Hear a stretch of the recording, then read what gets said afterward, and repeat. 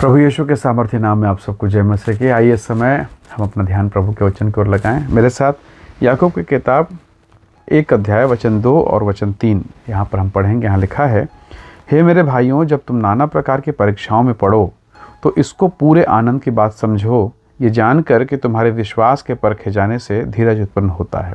Praise the Lord, hallelujah. Bible कहती है जब तुम नाना प्रकार की परीक्षा में पढ़ो तो आनंद का विषय हो, आनंद की बात समझो। कितने प्रकार की पीड़ाएं मैं और आप नाना प्रकार की परीक्षाओं को देख रहे हैं, सताव के संदेश को, वीडियो को जब देखते हैं मन दुखी हो जाता है। कभी कभी मन भयभीत होने लगता है, कभी कभी ऐसा लगता है कि प्रभु आगे क्या होगा। पर बाइबल में परमेश्वर की इच्छा है कि मैं और आप बहुत ज़्यादा आनंदित हो जाएं। जबकि मुश्किल है ना, ये संभव ही नहीं कि आप आनंदित हो जाएं। आपको गलत खबर मिले, गलत मैसेज आए, आपके जीवन में कुछ उल्टा सीधा हो जाए और आप आनंदित होंगे? नहीं, इसके विपरीत आप निराश होंगे। और 2-4 लोग अगर आपको मिल जाएं जो आपके समान निराशावादी हो जाएं तो मानो आपका विश्वास ही टूट जाएगा।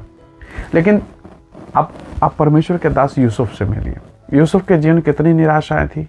उसके भाई, उसके माता पिता, उसके आसपास के लोग, उसके पहचान के लोग, कितने लोगों ने उसके साथ धोखेबाजी किया, उसे बेच डाला, जेल में था। पर अब कहाँ है? वो प्रभु पर आश्रित रहा, भरोसा किया, प्रभु पर निर्भर रहा। प्रभु ने उसे उठाकर फिरौन के सामने में खड़ा कर दिया और मिस्र देश का प्रधानमंत्री बना दिया। दानियल के बारे में देखिए, कितने तकलीफ और वेदना सहा, बेइज्जती, अपमान, सिंह के माद, और प्रभु ने उसे उठा दिया। तो प्रभु के लोगों, ये उदाहरण है। मूसा परमेश्वर के अनुग्रह में था, वो राजमहल में पाला पोसा गया था।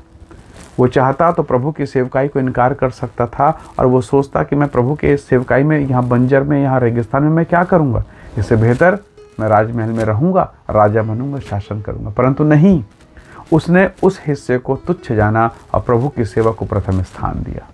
परमेश्वर के लोगों, मूसा के दिन कितनी तकलीफ़ें आईं, पर अंततः यदि आप मूसा से जाकर पूछ लें कि आपका अनुभव क्या रहा, अंत क्या रहा, तो वो कहेगा यहोवा भला है। हालेलुया, यहोवा भला है। दाऊद इतने साल तक अभिषेक पाने के बाद भटकता रहा जंगलों में। अगर आप उससे कहें कि परमेश्वर कैसा है, आपके जीवन का सताव का अनुभव क्या है, तब वो एक ही आवाज़ आएगी, एक ही शब्द कहेगा, यहोवा मेरा चरवाहा है। हालेलुया। चाहे मैं घोर अंधकार से भरी हुई तराई से होकर गुजरूं, हानि से नहीं डरूंगा। प्रभु के लोगों, वही परमेश्वर आपकी सहायता करेगा। इसलिए यदि आज आप दुख, पीड़ा, तकलीफ में है ना, आप बदल सकते हैं क्या उस परिस्थिति को? नहीं ना, तो घुटना टेकिए, प्रार्थना कीजिए, प्रभु पर भरोसा कीजिए और परमेश्वर को काम करने दीजिए। कई बार आप अस्पताल जाते हैं और पैसा दे के बेहोशी का दवाई लगा के चुपचाप सो जाते हैं। डॉक्टर को अपना शरीर दे देते हैं, आपको जो करना कीजिए डॉक्टर साहब, बस मुझे बचा लीजिए। तो प्रभु के लोगों, बेहतर है हम भी प्रभु से कहेंगे, प्रभु मुझे भी अनुग्रह का एनेस्थीसिया दे, ताकि मैं भी सब कुछ छोड़ के आपके चरणों पर निश्चिंत होकर लेट जाऊँ।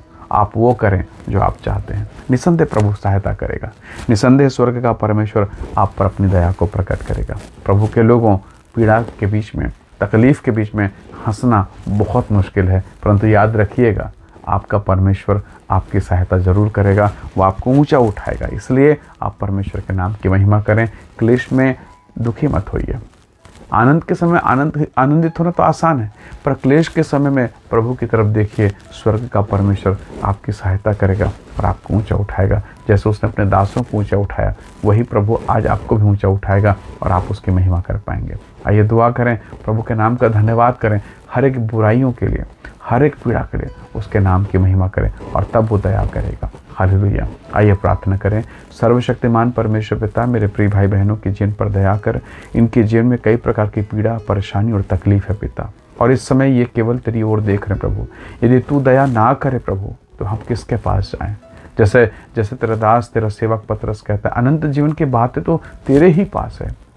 प्रभु जी, मेरे प्रिय लोगों को ब्लेस करें, इन्हें आशीषित करें और इनके जीवन के सारे कष्टों को प्रभु यीशु के नाम से दूर कीजिए। प्रभु सहायता करें, अनुग्रह करें, आशीष दें और जीवन के कठिन परिस्थितियों में अपनी सामर्थ्य कुंडे लें। हम सब बातों में महिमा आपको देते हैं।